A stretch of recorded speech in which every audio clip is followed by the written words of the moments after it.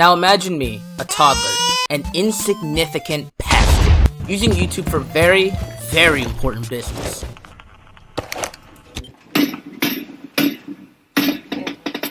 What a fucking FBI, open up! Now imagine that same Skrunkle, going from watching Sonic animated comics to enhancing his brain cells with very high quality content. 2014 was a weird time. I discovered what a meme was.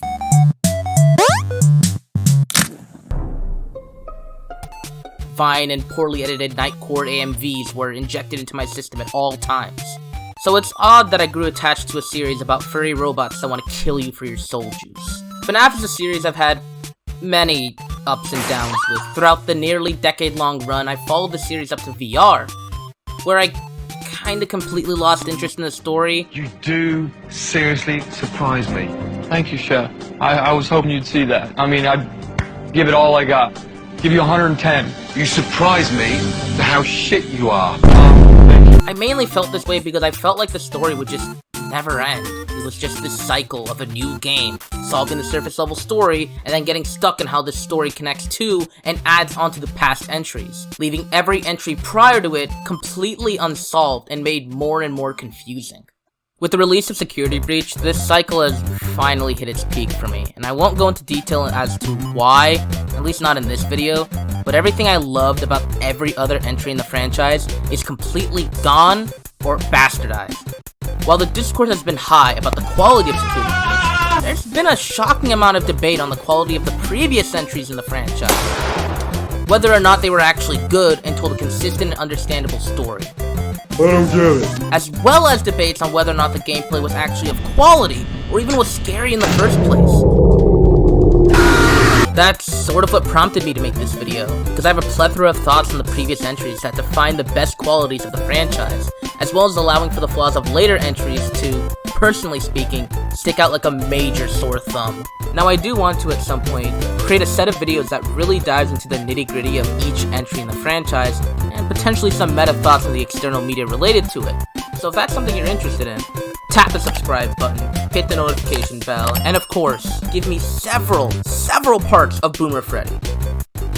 With that out of the way though, I firstly want to cover something that 1 to 3 nailed perfectly in my eyes, and that's the pure immersion in the atmosphere and history behind the tragedy at Freddy's. Everyone sees what the world could be if you just take a chance and you follow.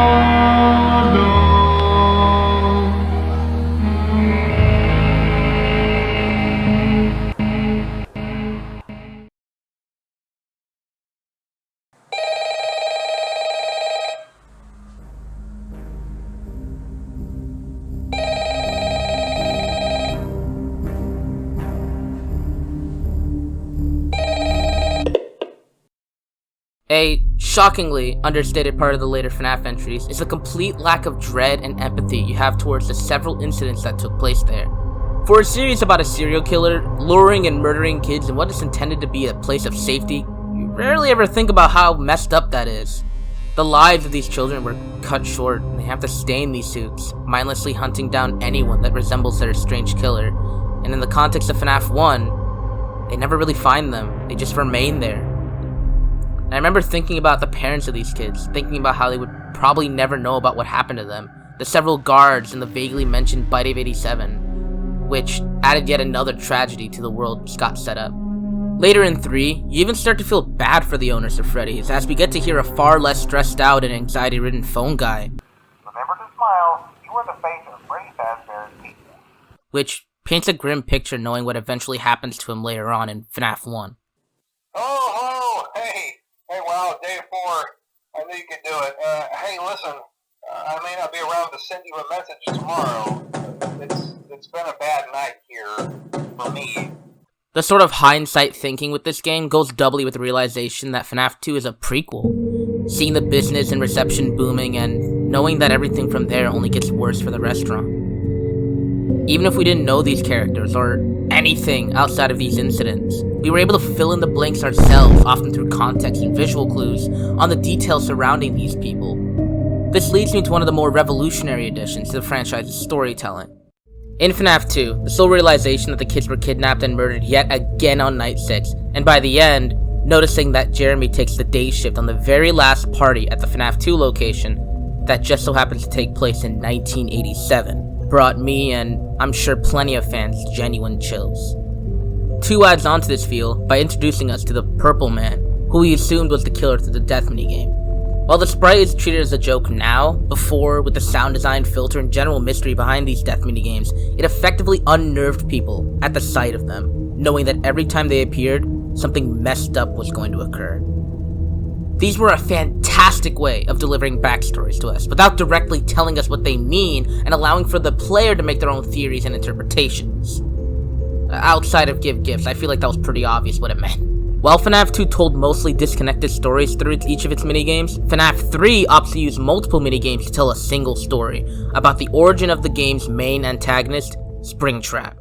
These minigames aren't actually encountered via RNG, rather through beating the knights as you normally do, and with each minigame you play as an animatronic as you walk through the now abandoned and run down FNAF 1 location, and are prompted to follow the Shadow Freddy from the previous game as an Easter egg.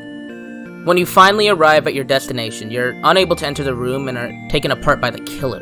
This repeats for 4 more nights until you've hit night 5, and now you play as a crying, dead child. You're no longer prompted to follow anyone, and you go on your own accord. You see the killer backed into a corner, and after approaching him multiple times, he enters the yellow Bonnie suit, laughs, and is immediately punctured by the endo, falling to the ground in a pool of his own blood.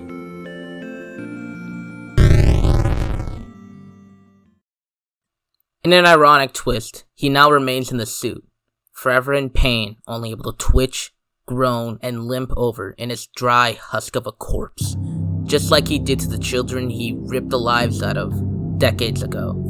The ending of FNAF 3 does confirm that he still lives, but this is nothing for him to celebrate over, as he now has to eternally remain in the torture of his own making, never to rest, never to be free. Leading me to the final set of minigames for FNAF 3. Using the various hints provided by each nightly minigame that are admittedly pretty stupid to find, like, I don't think the key to saving these kids is to call my mother on the old landline through the bathroom walls, but regardless, we press forward. Now to me, this is where I feel like the minigames peaked. The secrets within these minigames were hidden so well, and you don't initially realize the purpose of them until you find these various hidden areas that you access through means that you wouldn't really think of trying initially. Glitching through a wall, or flying through several instances of the same minigames from the prior nights, or even falling through a void on balloon platforms. It gave off this mystical, almost ethereal vibe that no other minigame quite captures. The music chosen exemplifies this further, opting to use a music box rendition of various orchestrated pieces. Once you've realized the hidden purpose behind all these minigames, you tie all the pieces together and bring back every child from this limbo to prepare them to be freed. However, there seems to only be one child left, and in the final minigame, labeled Happiest Day, you seemingly play as the soul of the puppet, who walks through a hall of presumably other children, and at the end of the hall, you see all the other kids, all wearing a mask representing who they were possessing, and one kid in the corner crying alone. When you've completed your task, you give this kid a birthday cake. They stop crying, they look up, they put on a yellow Freddy mask, and all the other children disappear, and their masks fall to the ground, with the puppets being the last to fall. And as the balloons rise, the screen cuts to black. When you finish the final night once more, you get what I consider to be the most emotionally driven ending in the entire franchise, and possibly the most perfect way the series could have ended. Happiest Day feels forgotten to me, or at least more blurred and jaded compared to the other endings of the series, where now I see it more scrutinized for being too boring or complicated. I frankly cannot see where any of these guys are coming from. It's probably the most simple and straightforward ending that they could have given to the series. It's the children finally being able to move on after decades of suffering, and that to me is fittingly the heart and soul of the series. The story of a long forgotten tragedy one that people now treat as a legend, something to tell at the fireplace, or something to tell your kid. This is fitting for the franchise, seeing as, over time, the story ironically stopped focusing on the impact of the tragedies, and started to just create hollow incidents that have no bearing on the environment or tone of the game. Unlike those later entries, however, if you take away the story of these kids from the first 3 games, you lose the entire identity and intrigue behind this franchise in the first place. But to avoid making this video way too long, and to save a lot more of my thoughts for a later, more cumulative video, I want to end it off here, on a very interesting note. I find it absurdly fitting that the final game of the original trilogy ends in what I argue is the point of view of the fans. Just as in the first game, we play as the role of the security guard, with our own tapes, surrounded by relics of a time far in the past. All we have to go off of are old suits, drawings, rumors, and tapes. And in the end, that legend, story, and the tragedy burn along with its catalyst, just as we felt playing the first game.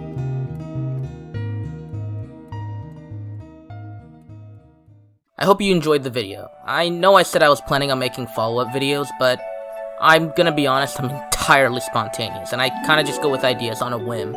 I'm writing this now late at night, as a matter of fact, but I do want to say that while I do prefer almost every aspect of FNAF 1 to 3 over every other entry in the franchise, there's still things I think I like a lot more than the other entries. As a standalone story, however, I feel like I prefer Sister Location. No, not the lore. Lore and story are completely different things, and I feel like the fanbase kinda needs to learn that. An FFPS, while horribly executed overall, at the very least had probably one of the most euphoric endings this franchise has ever had, and probably ever will. Just because Security Breach redoes the ending that FFPS did, that doesn't make it satisfying, does it? Because there's zero build-up, and I'm going on a tangent. I don't care anymore. I just want to end this video right here. If you do want to see me go more into it, then why don't you share it with your friends, let me know with a like, and comment what you feel about the franchise. It really does motivate me to keep making videos, as you can tell from my very expansive backlog. There's probably some more videos in there. You're just not looking good enough. But in any case, have a good one, and I'll see you guys in the next video, which will probably be next week. Maybe don't hold it against us. That's a FNAF Sister Location reference, and I'll see you guys next time.